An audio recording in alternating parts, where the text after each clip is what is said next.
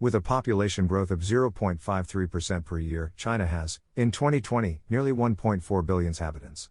Despite a sharp demographic transition justified by the introduction of population policies in the 1950s, the Middle Kingdom now has a low birth rate, 10.48 births per 1,000 inhabitants in 2019.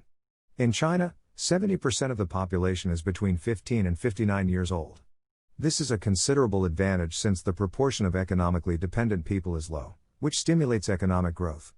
However, this advantage does not last forever.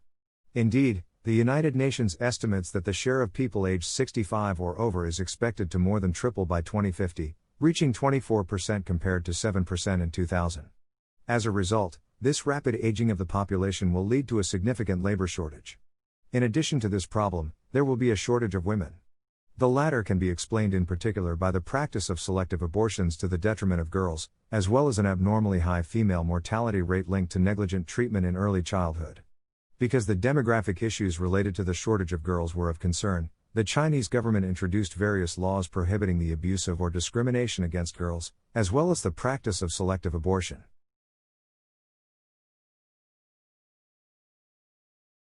Culture. Let's take an interest in the corporate culture in China. The latter has many differences compared to the one in the West, and also to Madagascar. First of all, time management. While Madagascar works at the rhythm of Mora Mora, China has a very sustained rhythm linked to an important reactivity and availability of Chinese workers. The latter do not hesitate to work late overtime. Persevering, Chinese workers face considerable competitive pressure from a very young age. However, the Middle Kingdom and the Big Island share one thing in common: communication in the workplace. Indeed, individuals tend not to be demonstrative with regard to their emotions, their opinions. Communication is often indirect. For example, the Chinese rarely say no in a frontal way and try to express their disagreement in an implicit way, avoiding confrontation, just like in Madagascar. In other words, one must know how to hear what is not said.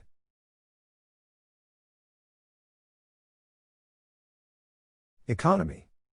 The arrival in power of Deng Xiaoping in 1978 marked a decisive turning point for the country. The four modernizations, designed to propel China's economic growth, opened the country to the world market and made it the world's second largest economy. However, the Asian giant has been running up debt since 1995 and will have a public debt of more than 300% of GDP in 2019. After a sharp fall, 6.8%, in the first quarter of 2020 explained by the COVID-19 pandemic, the Middle Kingdom saw its GDP grow by 3.2% in the second quarter compared to the same period last year.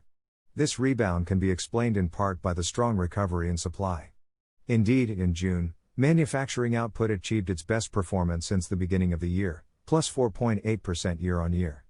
Added to this is the sharp upturn in investment and the Chinese government's support for industrial activity through the increase in debt quotas to local governments on infrastructure projects.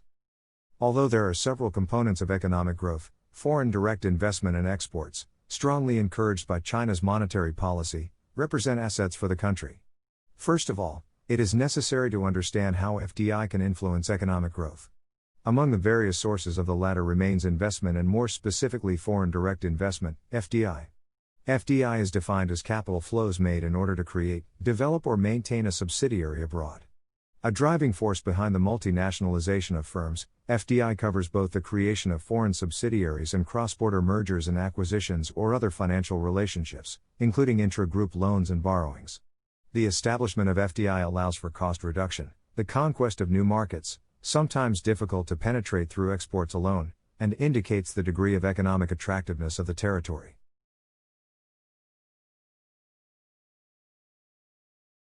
Exports, one of the Asian giant's strengths. Although China is the most involved investor in Africa, the Asian giant also relies on its special economic zones (SEZs) to stimulate growth, FDI and exports. Mainly located on the East Coast, these zones represent important development tools for the Middle Kingdom. Indeed, these policies imply a reduction in tax rates for foreign investors, the protection of property rights and a specific labor law, enough to make the territory much more attractive. In addition, the elements necessary for the production of goods for export are imported into these SEZs.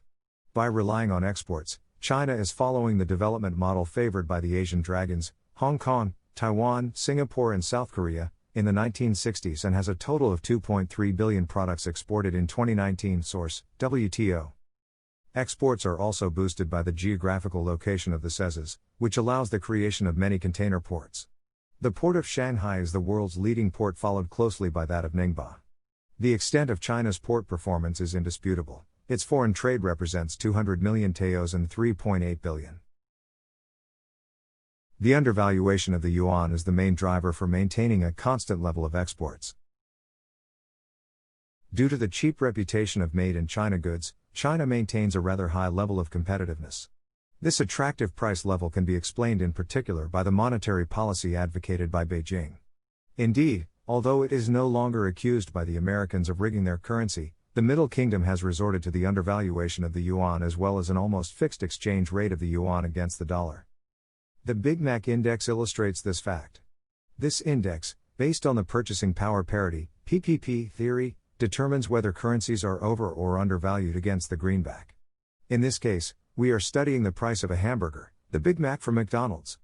According to the website The Planner in the Wrong Direction, the Big Mac in the United States is worth $4.79 compared to $2.77 in China.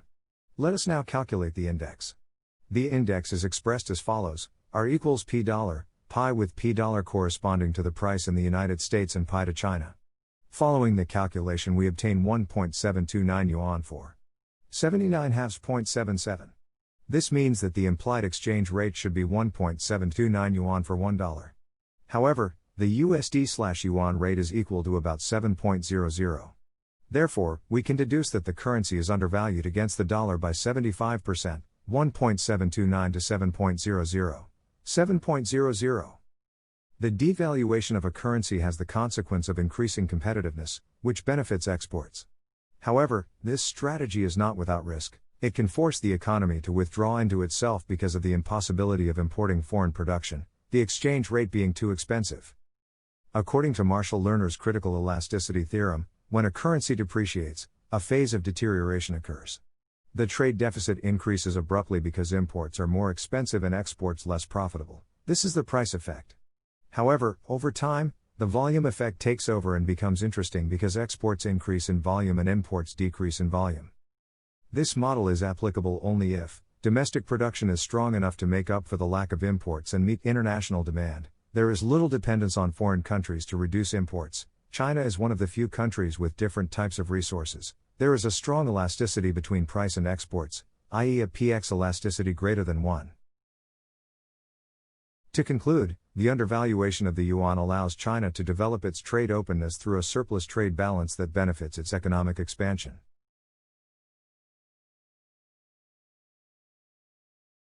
The positive effects of FDI and exports on economic growth. FDI. According to the Chinese Ministry of Commerce, foreign direct investment in China increased by 3% in 2018 to reach nearly $135 billion. Investments in China's manufacturing industry accounted for more than 30% of total FDI. The OECD also ranked China as the second largest recipient of FDI in the world in 2019. Beyond the obvious macroeconomic impulse that FDI generates on the capital stock, it also influences the growth of the host country. Indeed, there is a long-term relationship between the direct investor and the invested company in the host country, but there is also a significant influence of the investor on the management of the invested company. In practice, this translates into technology transfer. The investor country brings to the company located in the local market new technologies that will be disseminated within the company and the entire subsidiary, but also more widely at the national level.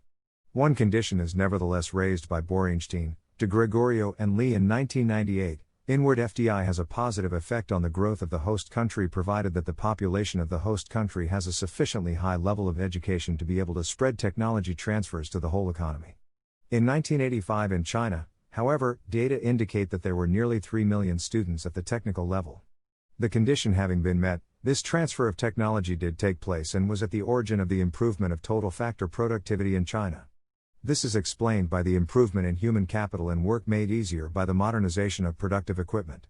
In addition, the management methods and know-how of the investing country are also transferred, which is another part of the explanation. Exports.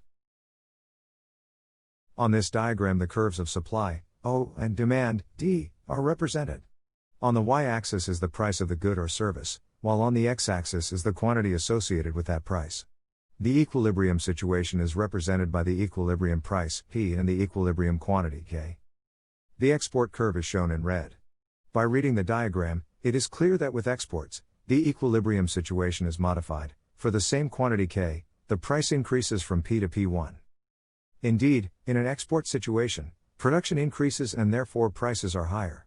A larger workforce is required, hence an increase in production costs and therefore prices. Finally, the producer adapts the price of his good or service to the world price. Thus, China likes to export since it allows it to sell its production at the world price, which is higher than the national price. Its growth is thus even stronger. Moreover, it is well known that this country has a very abundant and cheaply paid labor force. Thus, margins are even higher. China has a decisive comparative advantage, China's price advantage. Thanks to this advantage, Chinese manufacturers can sell their products at prices that defy all competition. Although exports have accelerated the volume of production, they have also led to an overabundance of inputs, labor and capital, as well as to numerous wastes, relatively low output, pollution costs, etc. Moreover, by basing most of its economy on exports, China is threatened by the middle income trap. This syndrome, which affects emerging countries when their GDP is around $5,000 per capita, limits the emergence of a middle class, which is essential to stimulate domestic demand. As a result, wage inequality continues to grow. The Gini coefficient is estimated at around 46.7 points in China in 2017. Added to this are social and geographical inequalities. However, the energy threat and resource management remain major issues. Studies suggest that if coal consumption continues at the 2010 rate, China's reserves could be exhausted within 35 years. This assumption becomes even more alarming when we know that coal accounts for more than 65% of energy needs. The same is true for natural gas and oil reserves, which justifies the strategic positioning on the African market. Finally, education is a major issue. While China should expect to have around 200 million university graduates in 2030, the quality of education is a worrying issue given the lack of skills within Chinese companies.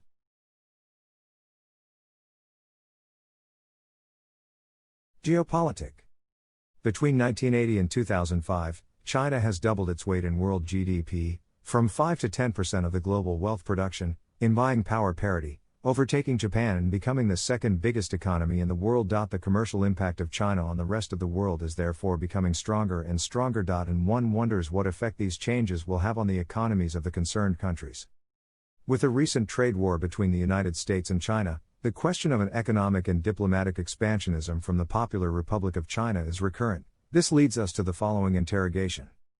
Before the beginning of this presentation, it suits to define a few concepts included in the problematic. Leadership, in this context, being the central actor in terms of trade, diplomacy and military at a world scale. Geopolitics, a study of the influence of such factors as geography, economics, and demography on the politics and especially the foreign policy of a country. History can also have an influence on geopolitics.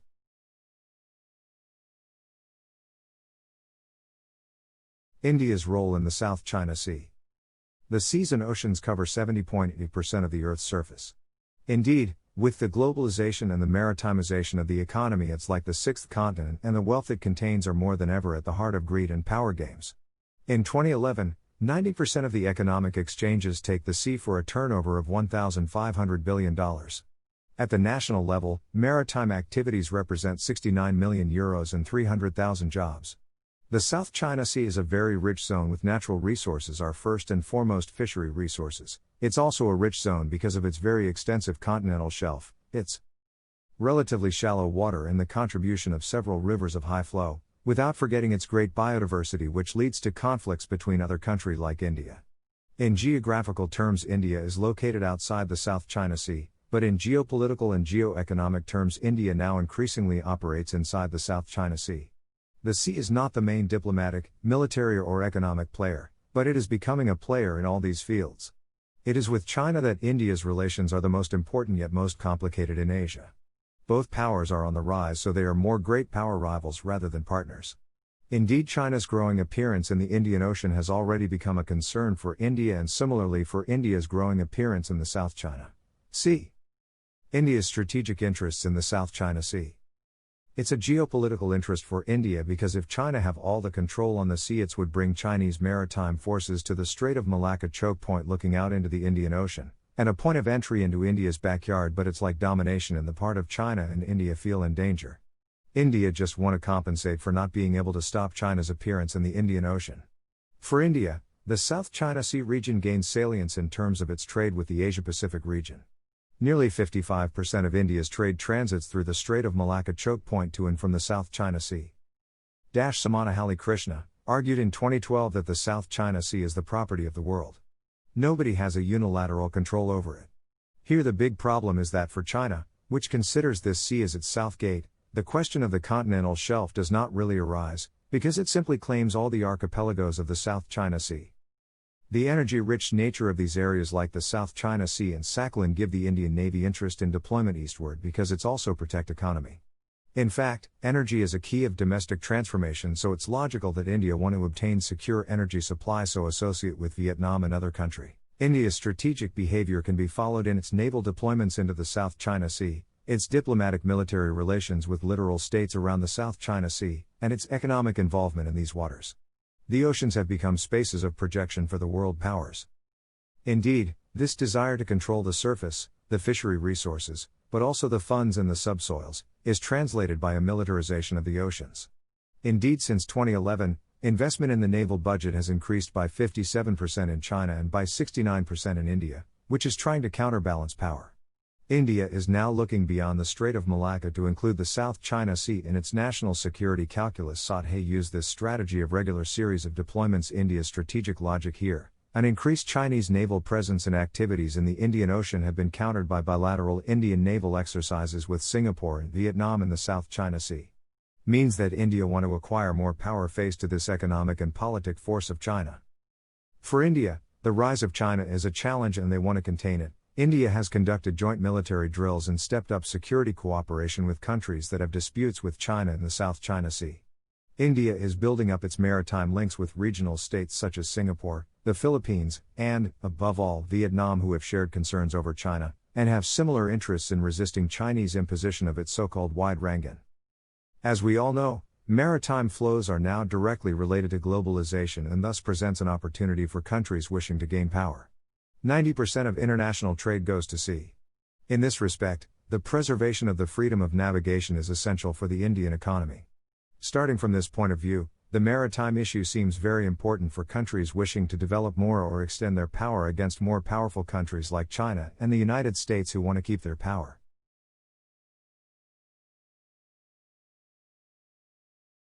Thailand. The political economy of China-Thailand development under One Belt Road. OBOR, the New Silk Road Economic Belt and the 21st Century Maritime Silk Road. Why did China choose Thailand for OBOR cooperation? For better geopolitical and geo-economic conditions and link the countries both inside and outside the ASEAN countries. Accordance with China's border security policy reduces the energy transportation risk through the Strait of Malacca. There is also a cheap labor and raw material. In 2018, about 9.7 million Chinese tourists came to Thailand. Become the popular educational choices for Chinese students. Improve the physical atmosphere and academic programs and standard of the educational institution. The stability of the GMS Greater Mekong subregion. Thailand believes that the stability of the GMS is the stability of ASEAN. To retain China's OBOR strategies, will encourage cooperation between China and Thailand in various aspects, for example, transportation, trade, investment, energy, and regional cooperation, which will directly and indirectly benefit Thailand. President 11 said, China always follow the path of peaceful development. China will always be a contributor to world peace, global development and the international order. Havana, Moscow and Beijing, looking to the future in the shadow of the past, as said Mervyn J. Bain.